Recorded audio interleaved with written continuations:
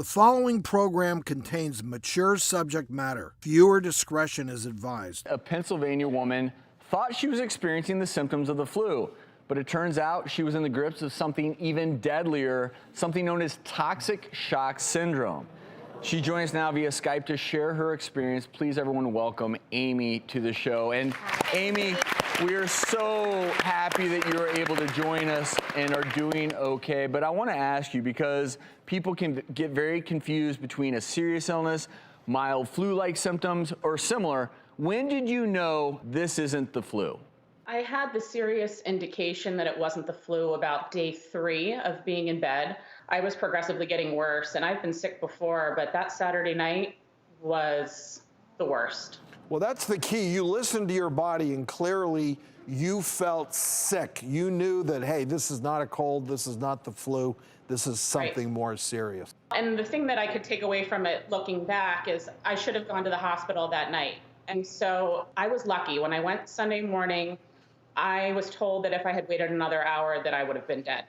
And so just for everyone at home, toxic shock syndrome is a rare but life-threatening condition that's triggered by certain types of bacteria. What happens with toxic shock syndrome is your body will have bacteria, and that bacteria will start to make toxins. When that gets into your blood, it can cause symptoms like low blood pressure, high fever, vomiting, diarrhea, also a sunburn-like rash, particularly on the palms and the soles. Now, a retained tampon is one potential reason for toxic shock syndrome. However, I know a lot of people will associate the toxic shock syndrome with tampons only, but it can actually happen in women and men, and it can happen for other reasons, such as burns or cuts after a surgery, after a viral illness like the flu or something like that. So it's not just in women, and it's not just with tampons. Also, I don't want everyone to be afraid of tampons. Remember that it's super rare. And also, since the 1980s, we've changed the way we make tampons to drastically decrease the incidence of toxic shock syndrome. Now, what she did was she went to the emergency room to get help, and that is what is key. You really want to get treatment as soon as possible to have the best outcome possible. But I want to ask you, when did the doctors know that you had toxic shock syndrome? They knew immediately when I came into the emergency room that I was septic due to my heart rate, respiratory rate, blood pressure, fever. It wasn't until honestly a couple hours later, after they did a lot of testing, x-rays, CAT scans, blood work, that they asked me about my menstrual cycle and asked when the last time I had my period was. And someone had suggested, there were so many people in the emergency room at that point, someone said, what about toxic shock syndrome? And I had no idea. I mean, I'm 37 years old. I've heard of it before, but I really didn't know anything about it. And it was then when they called the on-call OBGYN to come in and do an examination of my cervix, and that's where they determined the cause of why I was septic, and they determined that it was toxic shock syndrome. So several hours later, after I was in the emergency room. Well, I'm so glad that you're okay. But, you know, it's like you said, it's rare, but you said people die from this. Absolutely. This is a serious thing. And I know when I was training, when I started in '96, it was a little bit more prominent. As you mentioned, you know, products have changed, things are different now.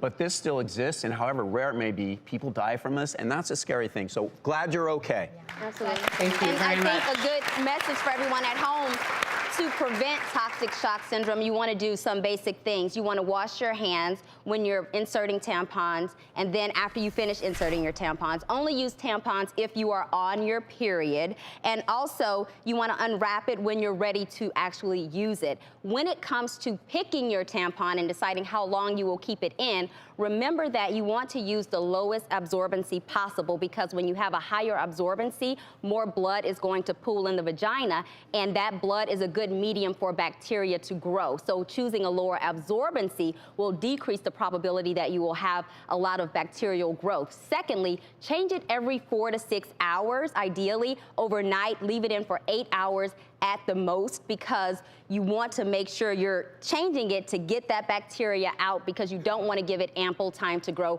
But I want to reiterate that this is very rare. It's very serious. I'm very glad you're okay, but I just don't want everybody at home to throw away all their tampons because they're afraid. And remember, 50%, as Dr. Nita said, 50% of cases of toxic shock syndrome are not even related to menses. They're due to staph and strep bacteria always, but it can be from wounds, it can be from barrier contraception. It can be from even bone infections. And 25% of people who get this, even though it's super rare, are men.